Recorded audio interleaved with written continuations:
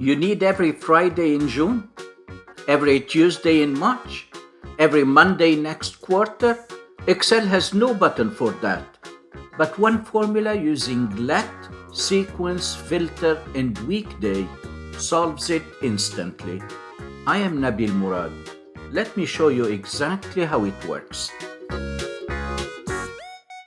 I have a date in cell D4, and this date was created using a date function that looks at the 3 drop lists available in row number 4, and it builds the date from the selected year, month, and day.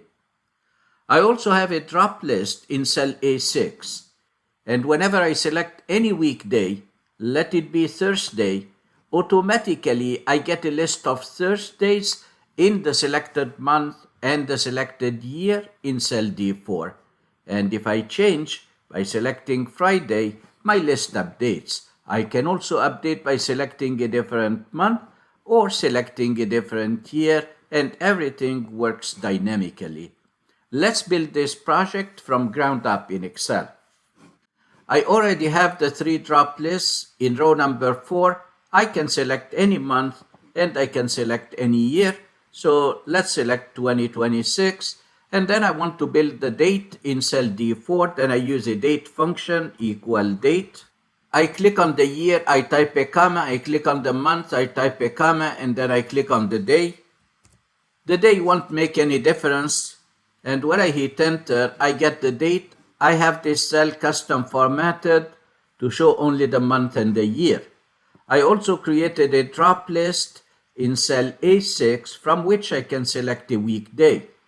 And because the function I'll be using, the weekday function, requires the day as a number, then I'm going to create an XLOOKUP function that will return the number. So I type equal XLOOKUP. My lookup value will be whatever day I select from the drop list, and then I type a comma. My lookup array will be in this list. I select all the weekdays, I type a comma, and then I select the return array. I close the bracket and then I hit enter, and I get the result. Tuesday is 2, and if I change and I select Wednesday, that becomes 3. I have everything I need for building my final function, but let me explain the concept to the side. For the selected months in D4, I want to create a sequential list of days for this selected month. So I'll be using a sequence function, equal sequence, and then I hit tab. I want the day of the selected date. So I type day. To make sure that I get a full list of all the days, then I select the last day of the month, then I use end of month, EOMONTH. I select cell D4, I type comma. I don't want to move to any month in the future or in the past, then I type 0, I close the bracket for the end of month, and then I close the bracket for the day function. I'm still in the sequence function, I type a comma, I skip the columns argument by typing another comma, and I want to start from day 1, then I use another end of month function, EOMONTH. I click on cell D4, I type a comma, and I want to start from day number 1.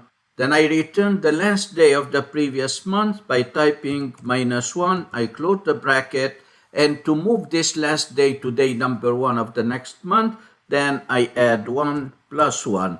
I close the bracket for my sequence function, and when I hit enter, I get a list of dates. I apply the date formatting, and now I can see for August 2026, I have a full list from the 1st of August up to the end of August. And if I change the month, let's make it October, then I have a full list of the days from the 1st of October to the end of October. That was just to explain the concept. I'm going to copy this sequence function, Control C, I hit escape. I don't need this calculation, then I delete it. And then I start creating my final function. This is the let function. So I type equal let, and then I hit tab. The let function allows me to create a variable and assign values to these variables.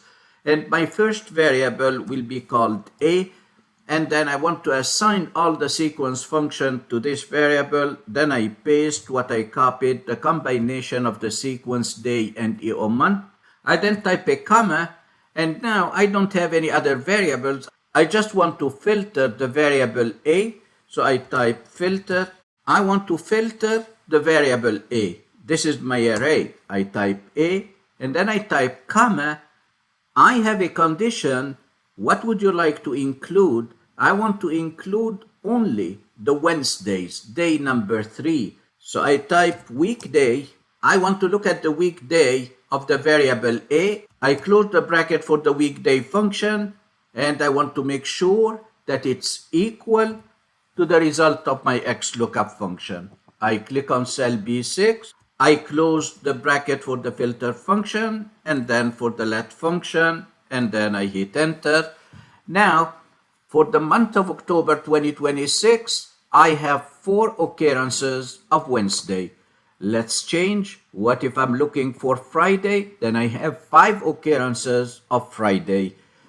Let's hide this cell so I can change the font color to white, and then I can test by selecting a different month and a different year. I'll select the month of May. I select a different year, 2025, and in May 2025, I have these occurrences of Friday. Let's check Monday. Now everything is dynamic. One formula, one weekday, any month, 0 manual work. This is exactly the kind of dynamic thinking we build in our Excel corporate training, where your team stops doing things by hand and starts letting Excel do the heavy lifting. Book your corporate training by going to the OfficeInstructor.com website. Thanks for watching, and see you next time.